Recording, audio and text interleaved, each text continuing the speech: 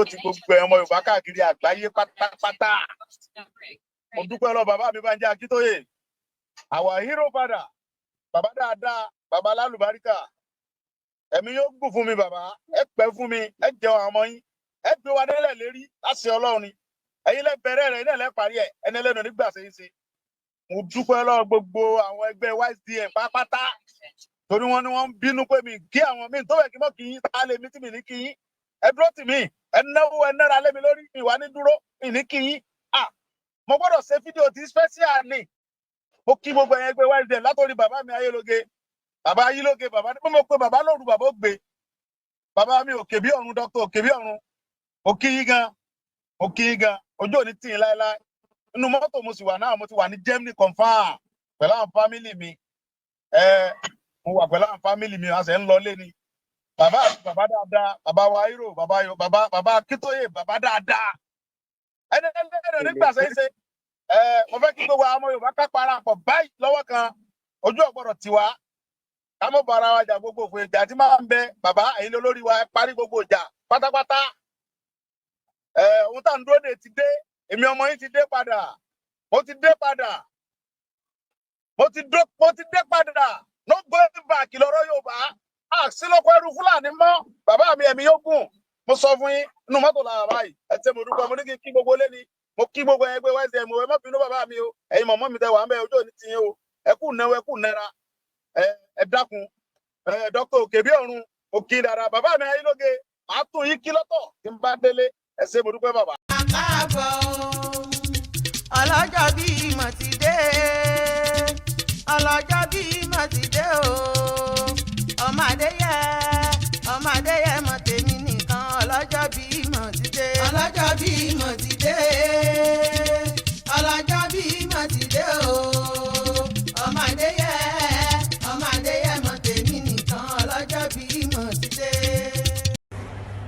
First of all, my sincere appreciation goes to God Almighty, the Master of the universe, for making this day.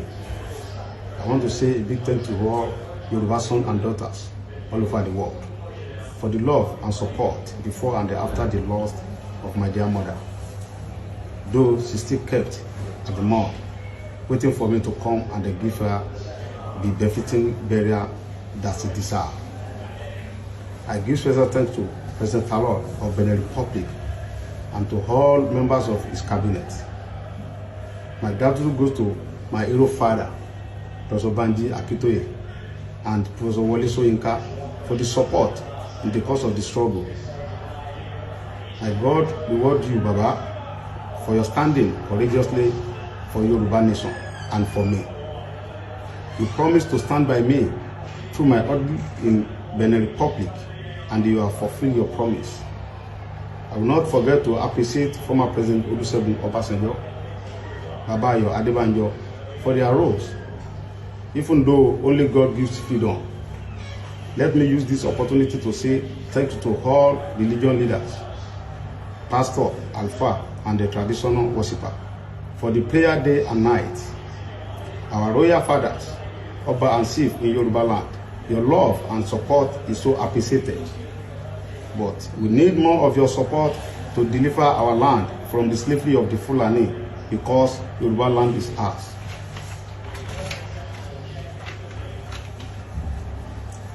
Although I have many Obas on my list, but Oba Francis Olusola Alao, His Majesty, the Olugbon of Orilede, Deputy Chairman of your State, Council of Obas and the Chief, Kábíyèsí Ọba Totin, Oníbàrígà of Bariga, Kábíyèsí Ọba Tẹ́júoṣó, Oníkẹta of Orílẹ̀ Kẹta, Kábíyèsí Olúgbò Ọba EFO, CON Frederick Akínrìntàn Ọbátẹ́rù Olúgbò of Igbo Kingdom. Your love and support is well appreciated. I also thank Mrs. Modupeola. Sunday Igboho tajòde o, adúpẹ́ o. Bàbá Dámilọ́lá káàbọ̀ o. Sunday Igboho tajòde o, adúpẹ́ o. Bàbá Dámilọ́lá káàbọ̀ o. Sunday Igboho tajòde o, adúpẹ́ o.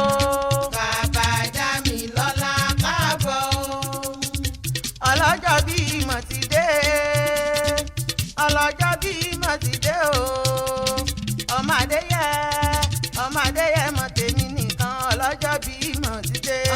bí